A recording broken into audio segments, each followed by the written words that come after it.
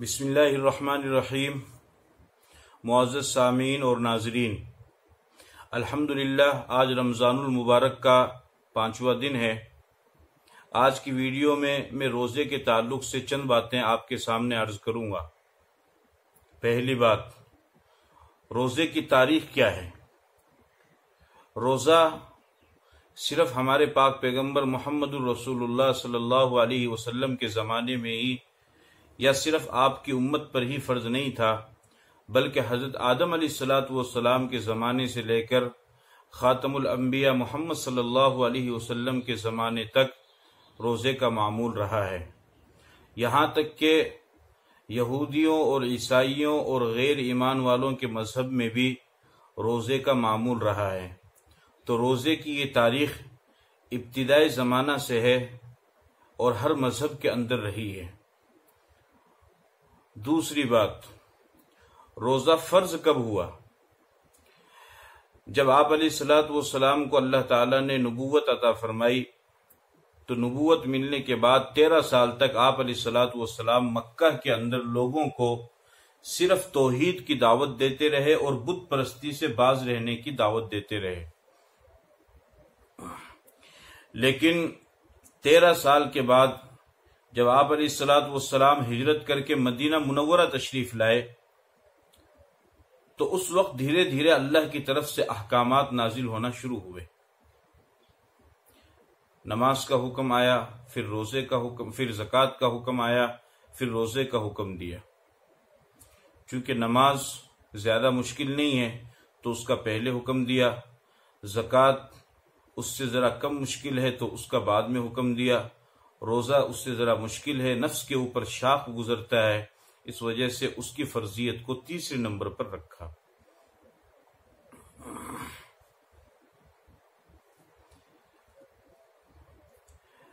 سن 10 شعبان المعظم سن 2 ہجری کو اللہ تعالیٰ نے روزے کی فرضیت کا حکم نازل فرمایا۔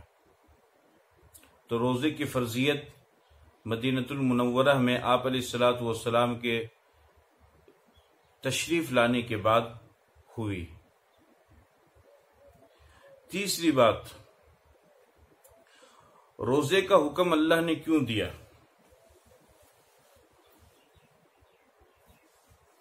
تو اس کا جواب خود قرآن کریم میں اللہ تعالیٰ نے دیا ہے۔ فرمایا یا ایھا الذین آمنوا کتب علیکم الصیام کما کتب علی الذین من قبلکم لعلکم تتقون، کہ اے ایمان والو، تم پر روزے فرض کیے گئے ہیں جس طریقے سے تم سے پہلے لوگوں پر روزے فرض کیے گئے تھے۔ روزے کیوں فرض کیے گئے ہیں؟ اللہ نے فرمایا لعلکم تتقون، تاکہ تم متقی بن جاؤ، تمہارے دل میں تقوی پیدا ہو جائے۔ تقوی کہتے ہیں اللہ کی خشیت دل کے اندر پیدا ہونا۔ جب اللہ کی خشیت اور اللہ کی عظمت انسان کے دل میں پیدا ہو جائے گی تو پھر انسان خواہ خلوت میں ہو یا جلوت میں ہو، لوگوں کے سامنے ہو یا تنہائی میں ہو، وہ گناہ کرنے سے باز رہے گا، اس وجہ سے کہ وہ یہ سمجھے گا کہ کوئی چاہے مجھے دیکھے یا نہ دیکھے، میرا اللہ تو مجھے دیکھ رہا ہے۔ یہ صفت انسان کے دل میں پیدا ہوتی ہے روزہ رکھنے کی وجہ سے۔ تو روزے کا حکم ایک تو اس وجہ سے دیا گیا تاکہ انسان متقی بن جائے۔ دوسرا، چونکہ مذہب اسلام ایک ایسا بہترین مذہب ہے کہ یہ دوسروں کے دکھ درد کو سمجھنے کا حکم دیتا ہے کہ آپ دوسروں کے دکھ درد کو سمجھنے والے بنیے۔ چنانچہ ایک مالدار آدمی ہے، وہ پورے سال بہترین پکوان پکاتا ہے اور لذیذ قسم کی اشیاء، مرغوبات اور مطعومات اور مشروبات وہ استعمال کرتا ہے اور اچھی اچھی چیزیں وہ کھاتا ہے اور اچھی اچھی چیزیں وہ پیتا ہے۔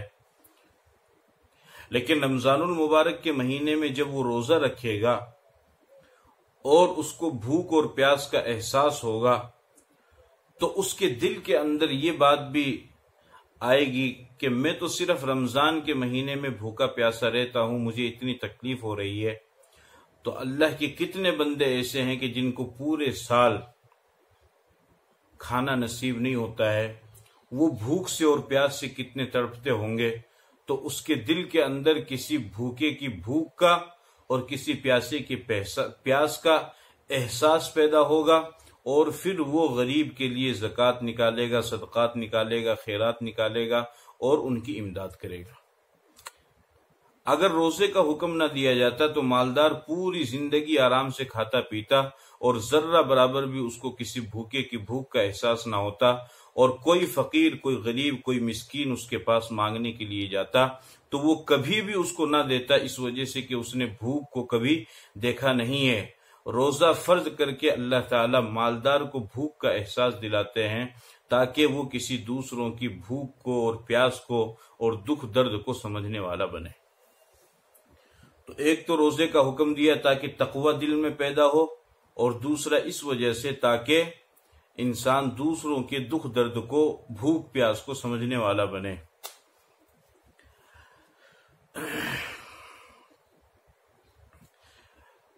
اگلی بات یہ سمجھنی چاہیے کہ روزہ کسے کہتے ہیں۔ روزہ نام ہے صبح صادق سے لے کر غروب آفتاب تک، یعنی سحری کے وقت سے لے کر سورج ڈوبنے تک کھانے سے، پینے سے اور اپنی خواہش پوری کرنے سے روکے رہنے کا نام روزہ ہے۔ سحری کے وقت سے لے کر افطاری تک کھانے سے، پینے سے اور اپنی بیوی سے اپنی خواہش پوری کرنے سے روکے رہنے کا نام روزہ ہے۔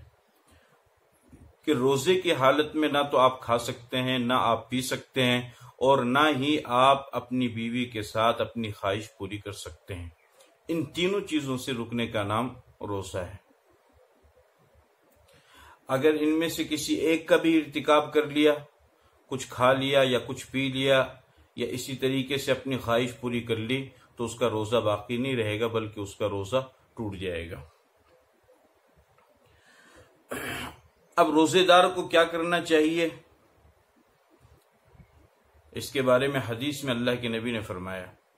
بخاری شریف کی روایت ہے، ابو ہریرہ رضی اللہ تعالیٰ عنہ فرماتے ہیں کہ رسول اکرم صلی اللہ علیہ وسلم نے فرمایا، الصیام جنۃ، روزہ ڈھال ہے۔ پہلے زمانے کے اندر جنگجو، فوجی، سپاہی، مجاہد جب میدان جنگ کے اندر جنگ کرنے کے لیے اترتا تھا تو اس کے ایک ہاتھ میں تلوار ہوتی تھی اور دوسرے ہاتھ میں ڈھال ہوتی تھی۔ اپنی تلوار سے وہ دشمن پر وار کرتا تھا اور اپنی ڈھال سے وہ اپنی حفاظت کرتا تھا۔ فرمایا آپ علیہ الصلوۃ والسلام نے کہ روزہ ڈھال ہے، جس طریقے سے فوجی ڈھال کے ذریعے سے اپنی جان کی حفاظت کرتا ہے، اسی طریقے سے جب انسان روزہ رکھے گا تو روزہ بھی گناہوں سے ڈھال بننے کا ذریعہ بنے گا۔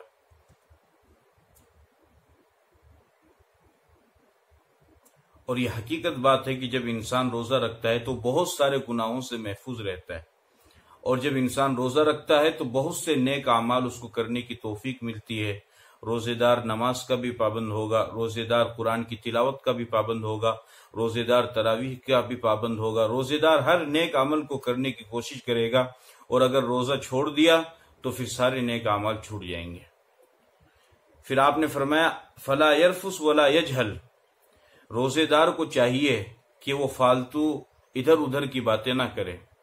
وَإِنِ امْرُؤٌ قَاتَلَهُ أَوْ شَاتَمَهُ، اگر کوئی بندہ روزے دار سے جھگڑا کرے یا اس سے گالی گلوچ کرے یا اس سے بدتمیزی کرے، فَلْيَقُلْ إِنِّي صَائِمٌ، تو آپ نے فرمایا کہ روزے دار کو اس سے جھگڑنا نہیں چاہیے، بلکہ روزے دار کو چاہیے کہ صرف اتنا کہہ دے انی صائم، میں روزے دار ہوں۔ وہ اس کے ساتھ بدتمیزی کر کے اس کے ساتھ گالی گلوچ کر کے اپنے روزے کو خراب نہ کرے۔ فرمایا والذی نفسی بیدہ لخلوف فم الصائم اطیب عند اللہ من ریح المسک، کہ قسم ہے اس ذات کی جس کے قبضے میں میری جان ہے، روزے دار کے منہ کی بو اللہ کے نزدیک مشک سے زیادہ خوشبودار ہے۔ یترک طعامہ وشرابہ وشہوتہ من اجل الصیام لی وانا اجزی بہ، والحسنۃ بعشر امثالها، فرمایا کہ روزے دار اپنے کھانے کو، پینے کو اور اپنی شہوت کو میری وجہ سے چھوڑتا ہے تو اللہ پاک فرماتے ہیں کہ روزہ میرے لیے ہے اور میں ہی اس کا بدلہ ہوں۔ اور فرمایا کہ ایک کی 10 نیکیاں ملے گی، یعنی ایک روزہ رکھنے پر 10 نیکیاں ملے گی، یہ تو طے ہے، لیکن اور کتنی زیادہ ملے گی اس کا کسی کو بھی معلوم نہیں ہے، اس وجہ سے کہ روزے کا بدلہ اللہ نے فرمایا انا اجزی بھی، میں خود اس کا بدلہ ہوں۔ اور پھر آپ علیہ السلام نے فرمایا، بخاری شریفی کی روایت ہے، للصائم فرحتان، فرح اذا افطر وفرح اذا لقی ربہ، کہ روزے دار کے لیے 2 خوشخبری ہے۔ ایک تو خوشی روزے دار کو اس وقت ہوتی ہے جب وہ افطار کرتا ہے کہ اللہ کا شکر ہے کہ پورے دن میں نے صحیح طریقے سے روزہ رکھ لیا، اور دوسری خوشی روزے دار کو اس وقت ہوگی جب کل قیامت کے دن روزہ رکھنے کی وجہ سے وہ اپنے رب سے ملاقات کرے گا۔ اور حدیث پاک کے اندر آتا ہے، آپ علیہ الصلوۃ والسلام نے فرمایا کہ کل قیامت کے دن میدان محشر میں جہاں نفسا نفسی کا عالم ہوگا اور کوئی کسی کو پوچھنے والا نہیں ہوگا، کچھ اللہ کے بندے ایسے ہوں گے کہ جو عرش کے نیچے دسترخوان بچھا کر کے کھا رہے ہوں گے، پی رہے ہوں گے، لوگ ان سے پوچھیں گے کہ ہم تو پریشانی کے اندر پھنسے ہوئے ہیں اور ہم کس حساب کتاب کے اندر پھنسے ہوئے ہیں، اور تم آرام سے یہاں پر کھا رہے ہو، پی رہے ہو، آخر تم نے ایسا کون سا عمل دنیا کے اندر کیا تھا کہ جس کی وجہ سے آج تم آرام سے کھا پی رہے ہو عرش کے سائے کے نیچے؟ تو وہ جواب دیں گے کہ ہم روزہ رکھا کرتے تھے، تم روزہ نہیں رکھا کرتے تھے، ہم دنیا میں بھوکے پیاسے رہا کرتے تھے، تم دنیا میں بھوکے پیاسے نہیں رہا کرتے تھے۔ اس وجہ سے میں کہتا ہوں کہ یہاں کی بھوک پیاس کو برداشت کر لو، اللہ آخرت کی بھوک پیاس سے ہم کو آزاد کر دے گا۔ یہاں کی گرمی کو برداشت کر لیجئے، اللہ آخرت کی گرمی سے ہم سب کو آزاد کر دے گا۔